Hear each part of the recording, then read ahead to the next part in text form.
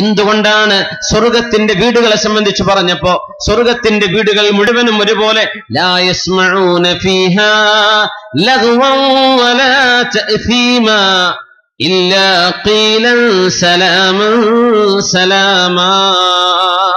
സ്വർഗത്തിലേക്ക് കടക്കുമ്പോൾ സ്വർഗത്തിന്റെ ഭവനങ്ങളിൽ ലാ യസ്മഊന ഫീഹാ ലഗ്വൻ വലാ തഅ്സീമാ, അനാവശ്യമായ വർത്തമാനങ്ങളോ കുറ്റപ്പെടുത്തലുകളോ ആക്ഷേപങ്ങളോ സ്വർഗത്തിൽ കേൾക്കേണ്ടി വരികയില്ല. ഇല്ലാ ഖീലൻ സലാമൻ സലാമാ, രക്ഷയാണ് രക്ഷയാണ്, സലാമാണ് സലാമാണ് എന്നല്ലാതെ ഒരനാവശ്യ വർത്തമാനങ്ങളും സ്വർഗത്തിലെ ഒരു വീടുകളിലും ഇല്ല എന്നിരിക്കെ ഖദീജ റളിയല്ലാഹു അൻഹയോട് നബി തങ്ങൾ ഖദീജ ബീവിക്ക് അല്ലാഹു നൽകുന്ന സ്വർഗത്തിലെ വീടിനെ സംബന്ധിച്ച് പറഞ്ഞപ്പോ ഈ ഒരു വിശദീകരണം എന്തുകൊണ്ട് പറഞ്ഞു? ലാ സുഖബ ഫീഹി വലാ നസബ്, അവിടെ ബഹളമില്ല ഖദീജ, അവിടെ ക്ഷീണമുണ്ടാവുകയില്ല. എല്ലാ സ്വർഗത്തിലെ വീടുകളും അങ്ങനെ തന്നെയല്ലേ. എന്നിട്ടെന്തുകൊണ്ട് ഖദീജ ബീവിയുടെ വീടിന് മാത്രം? അതിന്റെ കാരണം മറ്റൊന്നുമല്ല, അള്ളാഹുവിന്റെ റസൂലിന്റെ ക്ഷീണം, ഹബീബിന്റെ വിഷമം തോളിലേക്ക് എടുത്തു വെച്ചവരല്ലോ ഖദീജ റളിയല്ലാഹു അൻഹ. ഹബീബായ നബിയുടെ ഭാരം താഴിറക്കി വെച്ചവരല്ലേ. ഹബീബായ നബി ഞങ്ങൾക്ക് ഏറ്റവും വലിയൊരു പ്രതിസന്ധി വന്നപ്പോ, ഏറ്റവും വലിയ പ്രയാസം വന്നപ്പോ കൂടെ നിന്ന പെണ്ണല്ലേ ഖദീജ റളിയല്ലാഹു അൻഹ. ഹബീബായ തങ്ങൾക്ക് ഭ്രാന്ത് പിടിച്ചു എന്ന് ജനങ്ങൾ പറഞ്ഞപ്പോഴാണ് ലാ വല്ലാഹി വല്ലാഹി ലാ യുഖ്സീകല്ലാഹു അബദാ, ഭ്രാന്ത് എന്ന് പറയുന്നത് അള്ളാഹു നൽകുന്ന ഒരു ശിക്ഷ പോലെയല്ല കാണാൻ കഴിയൂ. ഹബീബായ നബിതങ്ങൾക്ക് ഭ്രാന്തല്ല ഉണ്ടായത്, എന്റെ നബിതങ്ങൾക്കുണ്ടായതൊരു മഹാത്ഭുതം തന്നെയായിരിക്കണം.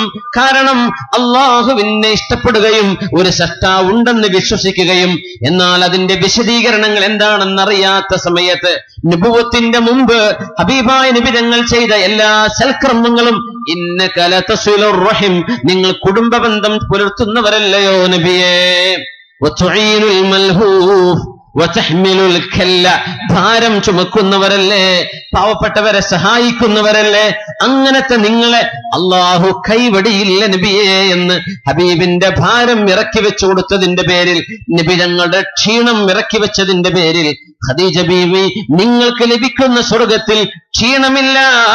ലാ സഖബ ഫീഹി വലാ നസബ, അവിടെ ക്ഷീണമുണ്ടാവുകയില്ല, ബഹളമുണ്ടാവുകയില്ല എന്ന് മഹാനായ റസൂലുള്ളാഹി സ്വല്ലല്ലാഹു അലൈഹി വസല്ലം ഒരു ഭർത്താവിന്റെ കൂടെ ഒരു പെണ്ണ് എങ്ങനെ ജീവിക്കണം എന്ന് പറയുകയാണ് ഇവിടെ. അങ്ങേറ്റത്തെ അനുസരണയോടുകൂടെ, അങ്ങേറ്റത്തെ ബഹുമാനത്തോടുകൂടെ ഹബീബിന്റെ ജീവിതം പങ്കുവെക്കുകയും ഹബീബിന്റെ സ്വകാര്യങ്ങൾ അറിയുകയും ചെയ്ത ഖദീജ റളിയല്ലാഹു അൻഹ എങ്ങനെയാണ് ഹബീബിനെ ആശ്വസിപ്പിച്ചത്? പുരുഷന്മാർ വീടിന്റെ പുറത്ത് ജോലി ചെയ്യുന്നവരാണ്, പുരുഷന്മാർ അധ്വാനിക്കുന്നവരാണ്, പുരുഷന്മാർ നൂറുകണക്കിന് ആളുകളുമായി ഇടപെടുന്നവരാണ്.